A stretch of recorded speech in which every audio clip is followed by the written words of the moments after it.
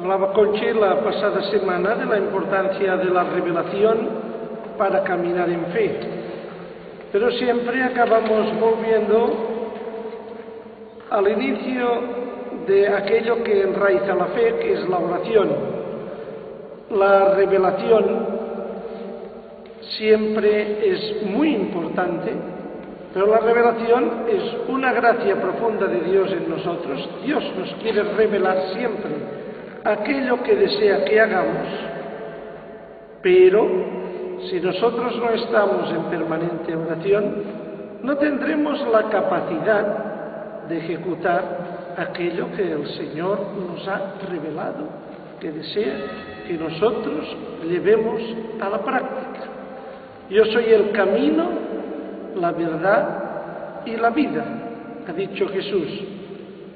El camino está en hacer lo mismo que Jesús nos ha enseñado en el Evangelio, lo mismo que nos enseñó en su vida pública. La segunda parte es, haciendo eso, se cumple con la verdad. Él es la verdad. Y de ahí nace la vida real, aquella a la que estamos llamados a dar fruto, aquella que revelará la palabra de Dios en nosotros a través de nuestros actos a los demás. Vamos a fijarnos nuevamente en la Santa Cena, como yo hice en mi última enseñanza, pero en esta ocasión ya ha pasado el lavatorio de los pies y dice San Juan, y añadió Jesús: Simón, Simón, mira que Satanás os ha reclamado para cribaros como trigo, pero yo he pedido por ti para que tu fe no se apague. Y tú, cuando te recobres, da firmeza a tus hermanos. Él le contestó: Señor, contigo estoy dispuesto a ir incluso a la cárcel y a la muerte. Jesús le replicó: Te digo, Pedro, que no cantará hoy el gallo antes que 3 veces que tú me hayas negado. Y dijo a todos: Cuando os envié sin bolsa, ni alforja, ni sandalias, ¿os faltó algo? Contestaron: nada. Jesús estaba asegurando que lo que él decía a Pedro iba a suceder aquel mismo día. El Señor estaba explicando a Pedro que pese a que él le había hecho su sucesor, de lo que hablamos en la última enseñanza, el sucederle, pese a que Pedro había jugado con el poder del mundo, yo quiero suceder a él, por eso decía yo: no me laves, Señor, porque no quiero yo hacer con los demás lo que tú haces. Y luego se dejó lavar. Aquí Pedro, después de que el Señor ya lo ha hecho a su sucesor, está diciendo: ahora que ya me has dado el poder, yo moriré por ti. Y el Señor le dice: no solo no vas a morir, sino que esta misma noche vas a decir que no me conoces. Y Jesús remata eso diciendo: tengan memoria, porque tienen poca memoria. Cuando yo dije una cosa como que los mandé sin bolsa, ¿les faltó algo? No. Pues lo de Pedro pasará igual. Lo que yo digo se cumple. Y automáticamente llegamos aquella misma noche en el Evangelio de San Juan. Dice el Evangelio de Juan: Simón Pedro y otro discípulo seguían a Jesús. Ese discípulo era conocido del sumo sacerdote y entró con Jesús en el palacio del sumo sacerdote. Mientras Pedro se quedó fuera a la puerta, salió el otro discípulo, el conocido del sumo sacerdote, habló a la portera e hizo entrar a Pedro. La portera dijo entonces a Pedro: ¿no eres tú también de los discípulos de ese hombre? Él dijo: no lo soy. Los criados y los guardias habían encendido un brasero porque hacía frío y se calentaban. También Pedro estaba con ellos de pie calentándose. el sumo sacerdote interrogó a Jesús acerca de sus discípulos y de la doctrina. Y atención, porque aquí viene una parte importante de la enseñanza de hoy. Jesús le contestó: yo he hablado abiertamente al mundo, yo he enseñado continuamente en la sinagoga y en el templo, donde se reúnen todos los judíos, y no he dicho nada a escondidas. Nada a escondidas. Todo en público. Todo en público. ¿Por qué me interrogas a mí? Interroga a los que me han oído. ¿De qué les he hablado? Ellos saben lo que yo he dicho. Apenas dijo esto, uno de los guardias que estaba allí le dio una bofetada. ¿Así contestas al sumo sacerdote? Jesús respondió: si he faltado al hablar, muestra en qué he faltado, pero si he hablado como se debe, ¿por qué me pegas? Y ya no le contesta.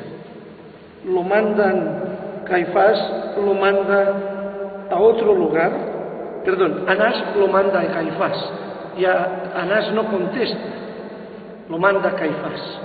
Pedro estaba allá, y después de haber visto esta escena, le preguntan: ¿no eres tú también de sus discípulos?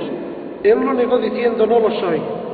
Uno de los criados del sumo sacerdote, pariente de aquel a quien Pedro le cortó la oreja, le dijo: ¿no te he visto yo con él en el huerto?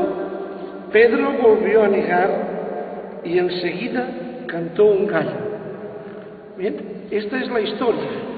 Aquella misma noche Jesús había anunciado a Pedro que no hiciera el valiente y que su misión consistiría en combatir contra el mal siempre para que el reino de Dios no fuera instaurado. Jesús ha dicho: yo he orado para que su fe no se apague, pero no ha dicho: yo he orado para que a usted todo le salga bien. Eso no lo ha dicho Jesús. Jesús no nos ha prometido que todo nos saldría bien. Nos ha prometido que en el combate, en la oración y en el querer volver sobre su palabra, tendríamos realmente la salvación, acogiéndonos a Él. Pedro, solo salir de la cena de la Pascua, en lugar de orar se duerme, como todos sus hermanos. Y eso que Jesús les había acabado de decir a Pedro: el diablo te va a cribar. Y en el huerto dice: ore para no caer en tentación 2 veces. Y los discípulos son tan aplicados que, como dicen, tenemos al maestro más guapo del mundo, nos vamos a dormir porque él nos va a vigilar de todo. Y ese bajón de la oración es el necesario como para que Pedro sea incapaz de llevar luego a la práctica aquello que Jesús estaba diciendo a Anás. Oye, yo he hablado en público, pregúntales a esos que me conocen. No había nadie que lo conociera. Qué cosa, ¿no? Es que no quedaba bien, es que me pueden detener. Es que ¿qué dirán de mí? Porque yo soy lo que digan de mí. Según quien lo diga, si es importante, entonces no conozco a Jesús. Otro día, a lo mejor, lo conoceré. Voy a usar, y digo esto porque luego entraremos en los ejemplos, ¿no? Voy a usar ahora otra palabra de Pedro antes de ir a lo que Jesús quiere hacer y acompañarnos. La escribe Pablo en Gálatas 2 y explica lo que le sucedió a él con Pedro, que tuvieron una discusión en público, porque Pedro no estaba haciendo lo que debía. Cuando Pedro llegó a Antioquía, yo le hice frente en circunstancias en que su conducta era reprensible. En efecto, antes de que vinieran algunos allegados de Santiago, comía con los hermanos de origen no judío, pero después de que llegaron estos empezó a alejarse y ya no se juntaba con ellos, por temor al grupo judío. Los demás de raza judía lo siguieron en este doble juego, y hasta Bernabé se dejó arrastrar a esta simulación. Cuando advertí que no andaban derecho según la verdad del Evangelio, le dije a Cefas delante de todos, como Jesús, he hablado en público. Si tú que has nacido judío, te has pasado del modo de vivir de los judíos al de los otros pueblos, ¿por qué ahora impones a esos pueblos el modo de vivir de los judíos? Jesús enseñó a decir la verdad. Y uno de los discursos más duros que hace Jesús es el de las 7 imprecaciones. También en público, dice que no solo estaban los discípulos, sino todo el pueblo, a los sacerdotes de la época. Por 7 veces les llama escribas y fariseos. Y ha dicho a la gente, miren, ustedes cumplan lo que les dicen, pero no hagan como ellos. Lo que tampoco no ha dicho a la gente Jesús es, pero esténse calladitos y no los denuncien, porque Él los denunció.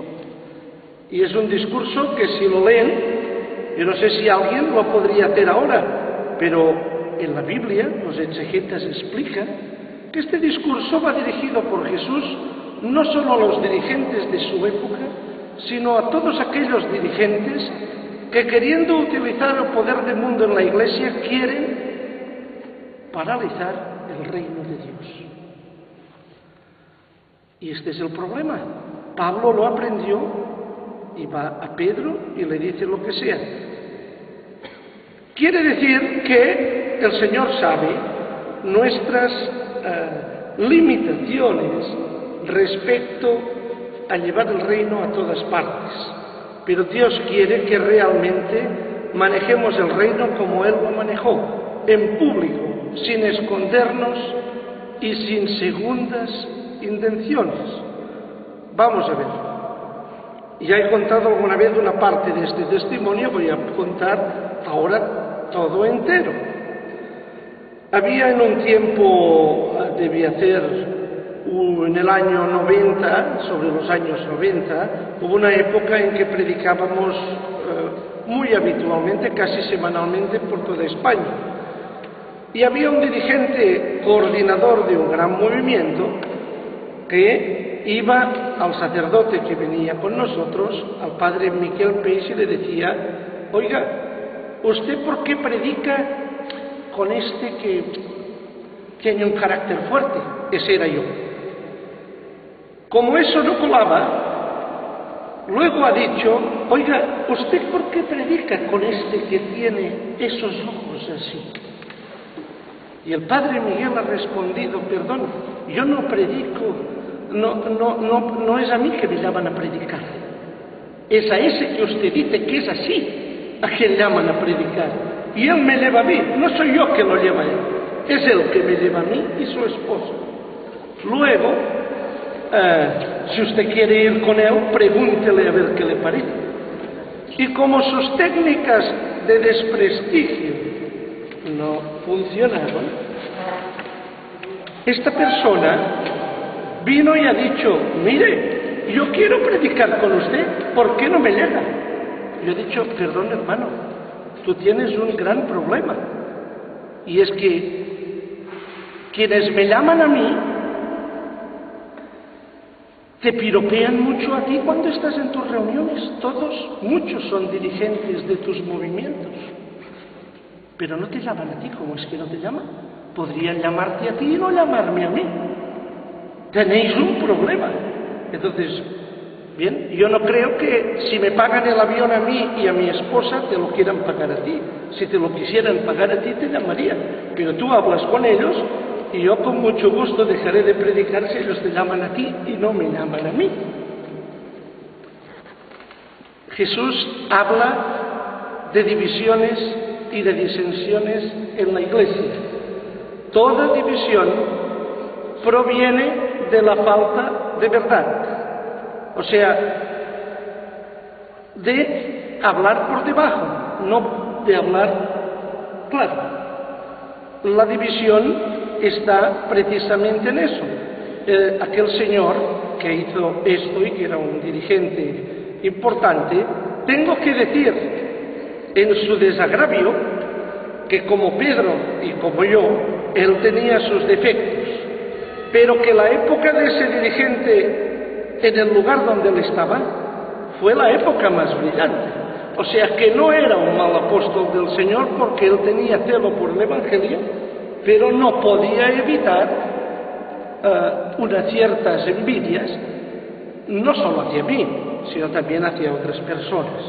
Pero una parte importante de su trabajo, muy importante, la hizo bien. Nunca donde él estuvo las cosas funcionaron tan bien. Las cosas como son. Una cosa no quita la otra. Entonces, cuando venga el Espíritu de la verdad, les hará libres. Una cosa es que yo no quisiera que este señor usara su envidia para paralizar lo que Dios nos había dado a mi esposa y a mí, y la otra es que yo nunca, ni mi esposa, hicimos ninguna campaña contra él. Digo esto porque normalmente, por ejemplo, conocemos una persona que tiene un gran poder de conversión de palabra ante personas de fe muy inmadura o casi nuevo conversos, ¿no? Lleva catecúmenos jóvenes, incluso a parejas que párrocos le asignan para que los haga crecer en la fe hasta llegar al momento del bautismo. Bueno, yo he escuchado de esa persona gente de mucha fe decir: bueno, es que esta persona siempre da problemas. Ya lo han arreglado, sin probar nada. Esta es problemática. Quizás tienen miedo de que esa persona les quite a algunos jóvenes de sus parroquias porque ella tiene atracción. Los jóvenes se sienten atraídos por su manera de hablarles y de llevarlos. Que esa persona tiene un carácter fuerte, sí, eso es verdad, pero son dos cosas distintas. Pedro y Pablo tuvieron un genio tremendo, por eso se discutieron allá en Antioquía, pero lo hacían con una finalidad. La intención era la de llevar al Señor. Y el problema del amor fraterno no radica tanto en que yo tenga envidia, sino en que conociendo que tengo envidia, tramo y maquino contra los demás. Si yo reconozco que tengo envidia, bueno, vuelvo a mi ejemplo. Aquella persona que quería predicar con nosotros al final tuvo la valentía de venir y decirlo. Pero normalmente lo que se hace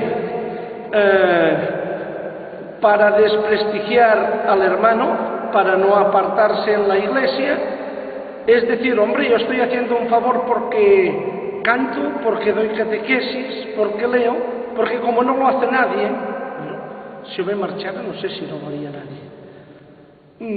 El problema también es que no tenemos el celo de Pedro y Pablo por enseñar aquello que hemos aprendido en la iglesia del Señor a los demás, y por enseñarlo abiertamente, aunque esto nos lleve disgustos tremendos como el que le llevó a Pedro el negar a Jesús.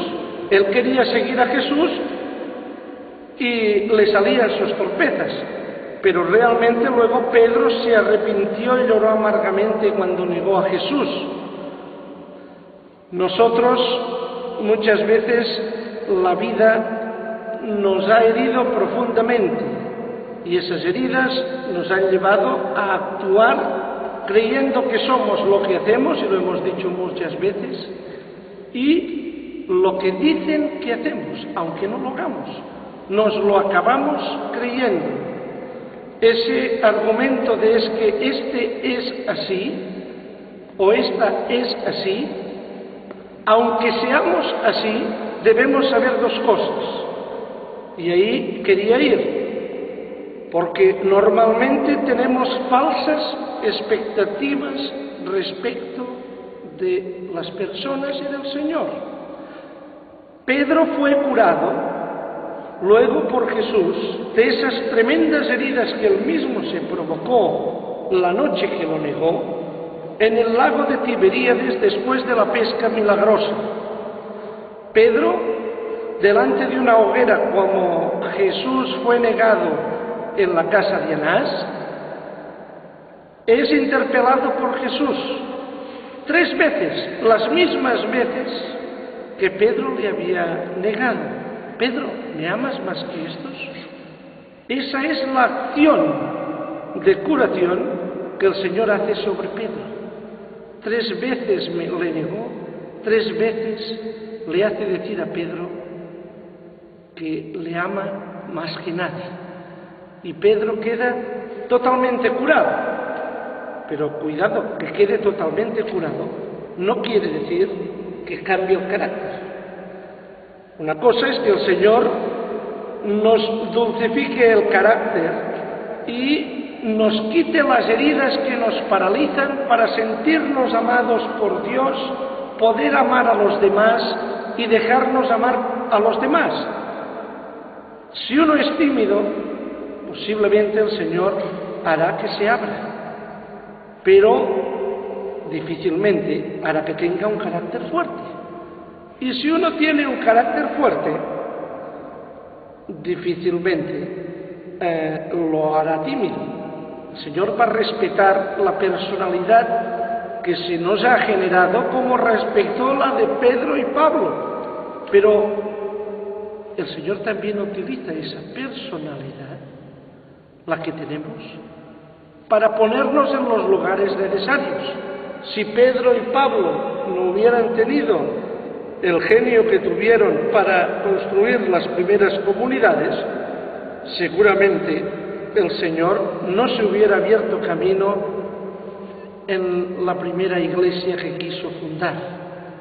O sea que el Señor fue curando a sus 2 apóstoles preferidos, Pedro y Pablo, que fueron 2 de aquellos que dieron su vida totalmente por el Señor, pero no les curó de todas las heridas. A veces pretendemos que el Señor haga una obra perfecta de quienes caminan con nosotros, y solo Dios sabe hasta dónde llegará la obra que va a hacer en cada uno. Lo importante no es si el hermano avanza o no, sino lo que yo hago, pienso y digo del hermano es porque realmente ante Dios, no ante los hombres, ante Dios, Dios todo lo ve. Y bueno, y los discípulos hacían como nosotros. Eso me parece que lo contaba Conchi, ¿no? Hay veces que pensamos que alguna parte de nuestra vida Dios no sabe que existe. Entonces cuando rezamos nos olvidamos de aquello porque nos da vergüenza. Los discípulos discutían de quién debía ser el primero en las espaldas de Jesús. Y Jesús le dice de qué venían hablando por el camino. Jesús lo sabe todo. Entonces, no es necesario que nosotros nos justifiquemos ante los hombres. Estamos justificados ante Jesús, porque miren, todos los insultos de Jesús, y dijo insultos entre comillas, pero no dejan de ser palabras muy mayores en esa gran imprecación que hizo Jesús por 7 veces a los hipócritas que mandaban en aquel tiempo en los templos y a los maestros de la ley, serpientes, raza de víboras, hipócritas, fariseos, sepulcros bien pintados que se ven maravillosos, que por dentro están llenos de huesos, ciegos. Hay de ustedes, maestros de la ley y fariseos, que son unos hipócritas, pagan el diezmo, el anís y el comino, pero no cumplen la ley. Hay de ustedes que son, vuelve a repetir, hipócritas. Todo esto, si nos quedamos con todo esto, diría, bueno, ¿esto quién lo dice? Si esto lo hacía Jesús, ¿cómo lo digo yo? Leemos, y aquí hay 1,5 páginas de la Biblia. Si yo solo les digo eso, dirían, bueno, Jesús, ¿qué estaba haciendo allí? Estaba insultando a los que llevaban el templo, ¿y quién se apunta a ese templo? Pero Jesús ha dicho en público su intención. El discurso acaba diciendo, la parte más corta, Jerusalén, Jerusalén, que bien matas a los profetas y apedreas a los que Dios te envía. ¿Cuántas veces he querido reunir a tus hijos como la gallina reúne a sus pollitos bajo las alas y tú no has querido? Por eso se van a quedar ustedes con su templo vacío. Y les digo que ya no volverán a ver hasta que digan, bendito sea el que viene en nombre del Señor. No hasta que lo digan en público, que sabían recitar muy bien las oraciones, sino hasta que lo digan de corazón. Jesús está diciendo, les digo todo esto, porque les he enviado 10.000 para rescatarlos y no hacen caso. Porque mi idea es decirle a estos, porque quiero salvarlos. Serán salvados, no se dicen con la boca, sino realmente de intención, que es bendito aquel que viene en nombre del Señor. Si quitáramos de todo ese discurso, quitamos estas últimas frases de Jesús, parece que Jesús tenía odio a aquellos hombres. Si Dios es amor, no tiene ningún odio. El que quiere. Esas son palabras de vida.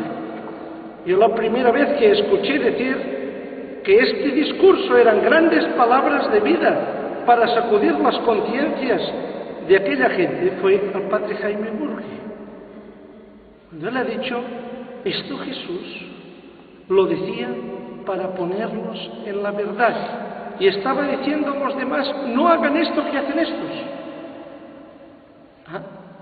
Jesús lo ha denunciado. ¿Qué dirían? ¿Qué dice detrás del discurso los evangelistas? Querían matar a Jesús. Lo querían matar porque les molestaba que les dijera la verdad. El tema, por tanto, es, ¿decimos la verdad a los demás para hundirlos o las decimos para levantarlos? ¿Decimos la verdad porque tenemos celo por el Evangelio o las decimos por envidia? Eso es muy complejo, hermanos, porque a partir de ahí hay grupos en la Iglesia de muy diversa índole, cada grupo tiene su forma de discernir y todo el mundo habla mucho de corrección fraterna y de muchas cosas, y es verdad, hay una forma de hacer la corrección fraterna, hay una forma de tal, pero hay una parte de nuestra vida personal, que aquí estamos hablando para cada persona, que no tiene escapatoria. Dios conoce el corazón. Múltiples veces en el Evangelio Jesús dice, Él conocía a todos. Y podemos hacer 1000 maniobras en nuestra vida. Dios conoce la intención de nuestro corazón mejor que nosotros mismos y que los que nos escuchan. Luego, solo si oramos, el Señor podrá llegarnos a revelar si nuestra intención de corazón es limpia o no. Los demás nos darán 30 indicaciones. pero quien debe curarnos el máximo posible todo aquello que nos hiere, todo aquello que nos daña de los demás, todo aquello es el Señor. Y quien tiene que hacernos únicos en nuestro ministerio, en nuestra fe, como hijos de Dios en nuestra familia, es el Señor. Por eso Jesús ha dicho: Pedro, ¿me amas más que estos? Pero eso también te lo dice a ti, María, Juan, Antonio, ¿me amas más que estos? Porque Dios te ama con un amor único. ¿Tú lo amas con un amor único? ¿O teatralizas que haces muchas cosas por Dios? Si lo amaras con un amor único, cada día te dejarías trabajar más por Dios y tendrías menos ganas de hacer nada por Él, porque sin Él nada podemos. Por lo tanto, el secreto final de qué sucede con nuestras heridas, que ese es el problema. Nuestro problema no son las heridas de los demás, son las nuestras, las que nos desaniman, las que nos hacen deprimirnos. Esas heridas a veces son rehechas por las relaciones con los demás. Pero el problema es nuestro. Cuando uno le duele la pierna va al médico. Cuando uno se decae, incluso se angustia y rechaza al Señor culpándole de eso que le ha producido el pecado del mundo y no Dios, que está esperando y le está preguntando: te lo digo a ti que estás deprimido y que no me escuchas, ¿me amas más que estos? ¿Me amas más que todos en el mundo? Porque yo te amo más que todos, porque no hay otro como tú. Y tú quieres ser como aquel señor que trabaja en el banco, o como aquel de delante que tiene 2 casas, o como el otro que se va a esquiar, o como aquel que tiene unas gemelas que te gustan mucho y no quieres tener a tu hijo discapacitado, o no quieres pasar por este difícil momento que estás pasando, y en cambio, en lugar de acogerte a Dios, te estás acogiendo a los resentimientos y a la falta de perdón que te van a asentar en el miedo, en la infelicidad, en la angustia y en la opresión interior que te va a dejar absolutamente paralizado, no solo en tu vida espiritual, también en tu vida práctica. No, todo te va a costar mucho. ¿Cuánto nos cuesta a veces levantarnos para ir a trabajar? ¿Por qué? ¿Porque somos felices? Los que no trabajan dicen: si yo tuviera un trabajo. Los que cobran 500 euros dicen: yo estaría más feliz si cobrara 1000. Y los que cobran 1000 dicen: yo estaría más feliz si cobrara 2000. Esto yo lo he escuchado en las colas de las oficinas de trabajo, en los ayuntamientos, en las empresas de limpieza. He escuchado esto de personas normales. ¿Por qué? Porque ponemos expectativas en lo que no es. Es todo menos el amor. Y el amor es solo uno, el Señor, que nos ha creado a nosotros únicos y que no desea que nuestras heridas perduren de por vida ni sean reabiertas por los demás, y desea que nos aceptemos con todo lo que hemos vivido y ha hecho que tengamos un carácter determinado, pero que Él nos irá realmente moldeando con el paso de los años. Eso nos llevará toda la vida. Creer que Dios va a hacer un milagro inmediato con el hermano que está a nuestro lado y lo va a cambiar de cómo es, si lo necesita el hermano porque realmente está pasando un momento gravísimo, el Señor hará un milagro. Pero ese hermano, en el fondo total, no va a poder cambiar, porque el Señor da la libertad a las personas. Él ha orado por todos al Padre, para que nos libre del maligno, pero no para que nos quite del mundo. Eso dijo la noche de la última cena. Y en esa última cena el Señor ha dicho: de hecho, los que perseveren en mí se salvarán. No ha dicho los que lo hagan bien o crean hacerlo bien. No han dicho los que tengan más fama. No ha dicho el que llegue a papa. No ha dicho el que llegue a obispo. Ha dicho los que perseveren. Aquellos que sean fieles aun cayéndose 3000 veces. El problema no es caerse, es levantarse. Y Jesús en cada caída nos está diciendo: ¿me amas más que estos? Señor, te damos gracias por tu amor y tu piedad, por la piedad, Señor, que tienes para nosotros, por esa piedad de haber orado al Padre y de seguirlo haciendo, para que nos dé la gracia de darnos la libertad de hijos de Dios. Esa libertad, Señor, que nosotros mismos nos quitamos con nuestros actos, con nuestras interiorizaciones equivocadas. Señor, tú nos revelas siempre que eres amor. Tú nos revelas cada mañana que nos amas, que quieres que el día que vivimos sea totalmente distinto, que quieres, Señor, darnos cosas nuevas, hacernos gozar de nueva manera, Señor. Y nosotros, como los fariseos y los escribas, nos ponemos cargas pesadas. Ponemos cargas pesadas para demostrar a los demás y a nosotros mismos que sabemos hacer cosas. Y, Señor, nuestro problema no está en hacer cosas, sino en hacer lo más importante, que es amar.